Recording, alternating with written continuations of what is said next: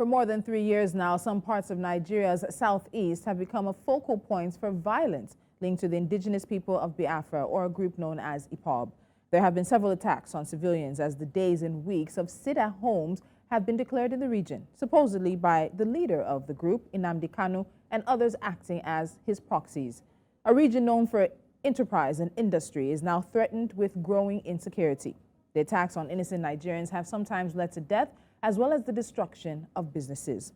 While some state governments have pushed back and fought these attackers, who have also in the past laid siege to police stations and also killed security personnel, the region's security is still very much in flux. With Nnamdi Kanu still in detention, the sensitivity of this security problem demands immediate solutions.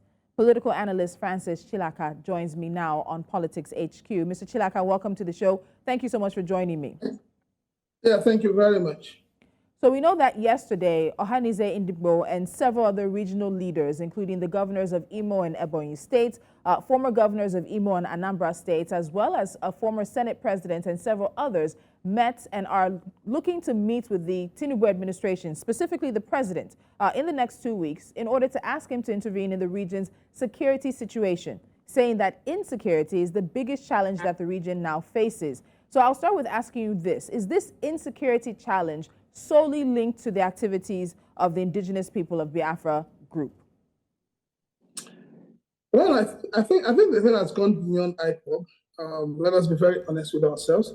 I think there are people, non-state actors, who may be benefiting from it, because I do not think that IPOB would just be the only ones doing this. I mean, we need to understand what's at play, what is playing out in the Southeast.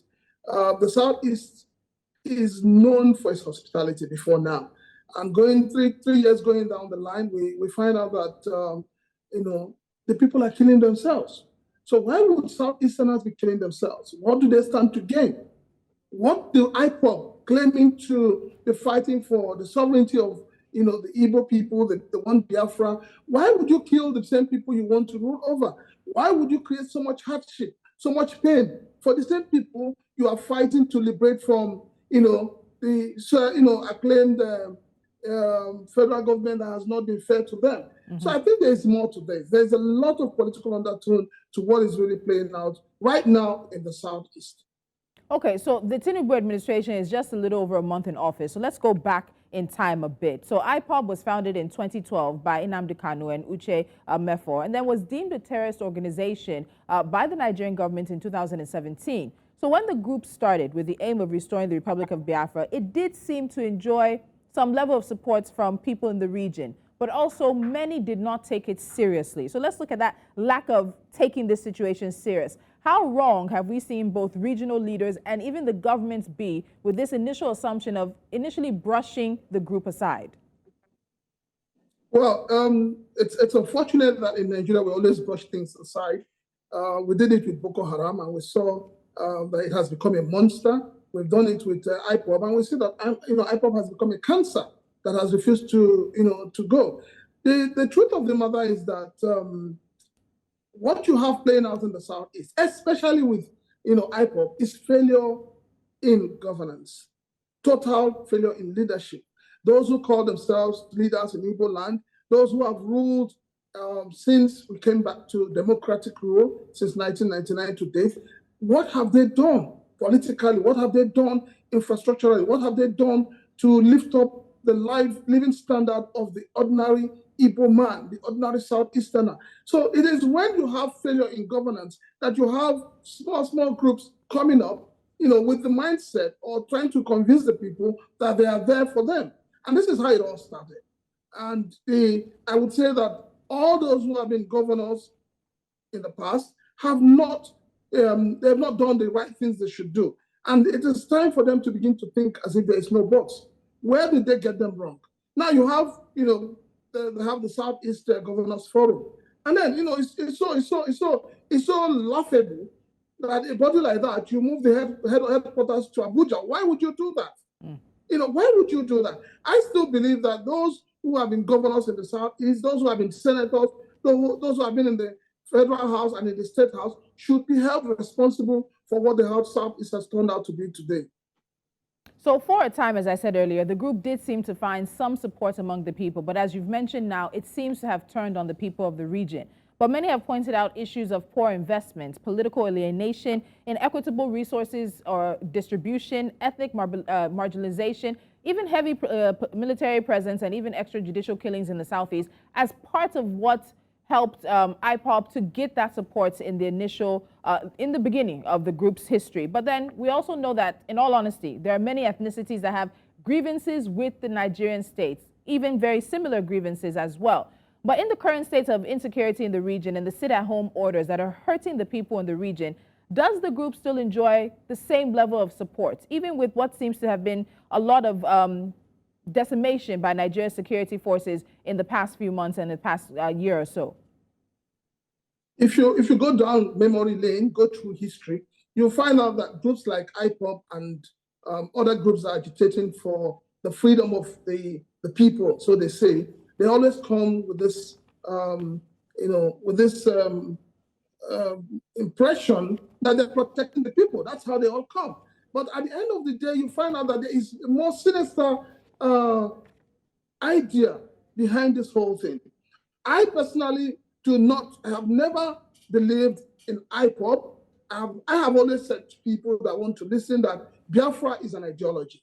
And that for you to begin to talk about getting Biafra, it is not by carrying arms. Sometimes it is actually better for us to judge than to war. And I believe in Georgia. I believe in discussion. I believe in negotiation.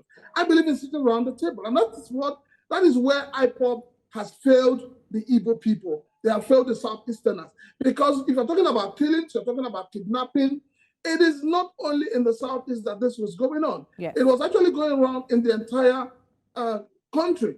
But then why is it that it has become a dreaded phenomenon in the Southeast? Why is it that suddenly the group that claimed to be protecting the people has turned against the people? So there is more to it. We need to tell ourselves the truth. This whole thing is politically motivated. And until this government, going to meet President Bola Tinubu, what are you going to tell him? Okay, releasing Nnamdi Kanu. Yes, everybody wants Nnamdi Kanu released. But if I will tell you this, if you release Nnamdi Kanu, it will not still solve the problem going on in the Southeast. This government needs to be very, very clear on its dealings with non-state actors. I mean, look at what Asari Dokubo is doing all over the place, jumping all over the place, saying all sorts of things. If he doesn't get what he wants from this government tomorrow, will he not go back to the creeks? So this is how it starts. It's all about selfish interest. We need to eliminate selfish interest for this country to move forward. And you actually took me to what I was hoping to be my last question in terms of, is the peace of the region tied to releasing Nnamdi Kanu? But you've said that that's not how the region will enjoy peace. But I need to go back to something you said about if they do end up meeting President Tinubu, what then is expected? Because there's an expectation that it's the federal might, it's the military, it's the army, it's the navy, it's the police, control that comes from the center that would be able to help the region find some level of peace. So really, do you think nothing can be achieved with meeting President Tinubu on this specific issue?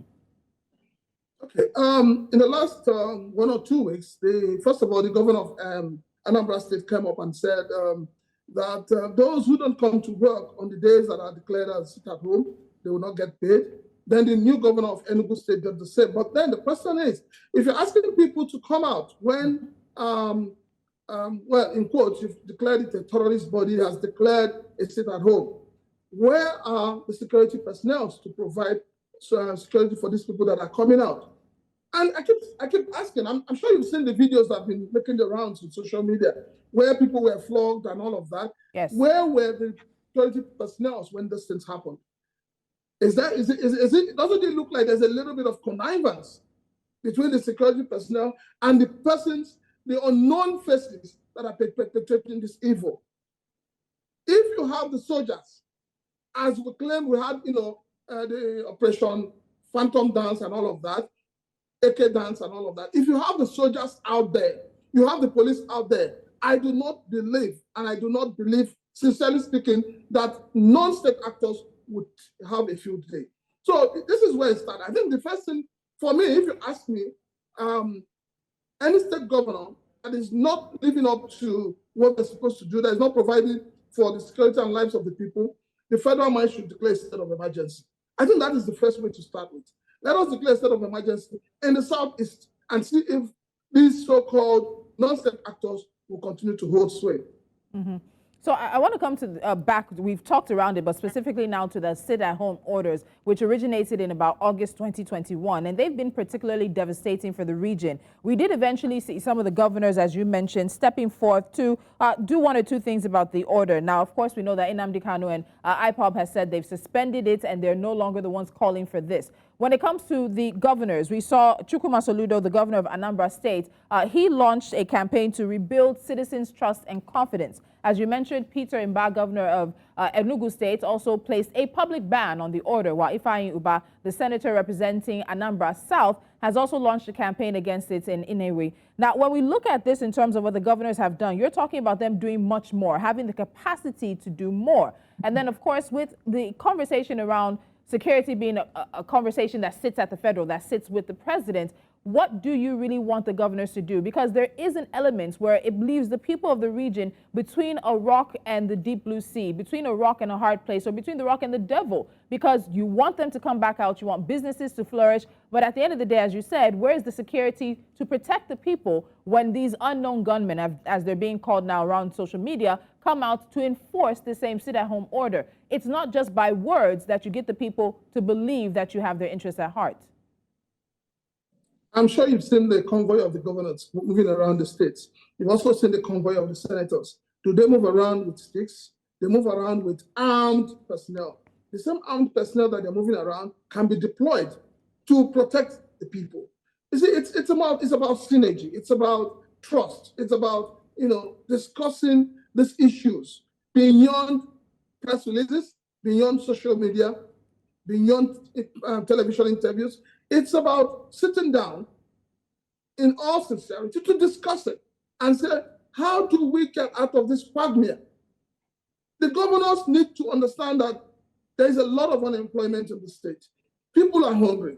People don't have anything to do. And the youths particularly don't have what they're doing. So when you have youths that don't have what they're doing, they are easily initiated by these so-called unknown gunmen, political activists and all of that, people who believe that they have a right to leadership. And I still believe, I tell you this, and I'm not going to joke about it, I believe that what is playing out in the Southeast today is politically motivated. We need to sit down as a people and ask ourselves, good, we want one Nigeria, we all believe in one Nigeria, but we need to begin to think about state police. Maybe that is the first way to go about it.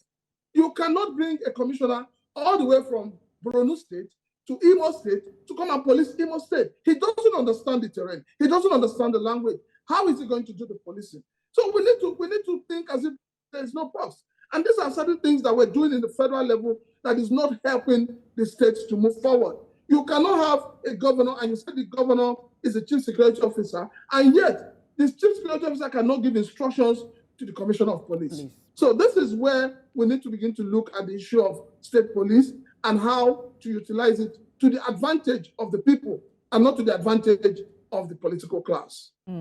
So while your points on this issue or situation having political overtones is noted, I want to follow up on something because, as I said earlier, IPOB has said that they've suspended the sit-at-home order, but there are those who are not obeying Nnamdi Kanu or obeying IPOB's instructions. In terms of what that says about the state of the group itself, what do you think that tells you? Because it seems like anybody and everybody is using the name of Nnamdi Kanu to perpetrate violence, to perpetrate oppression against the people of the Southeast.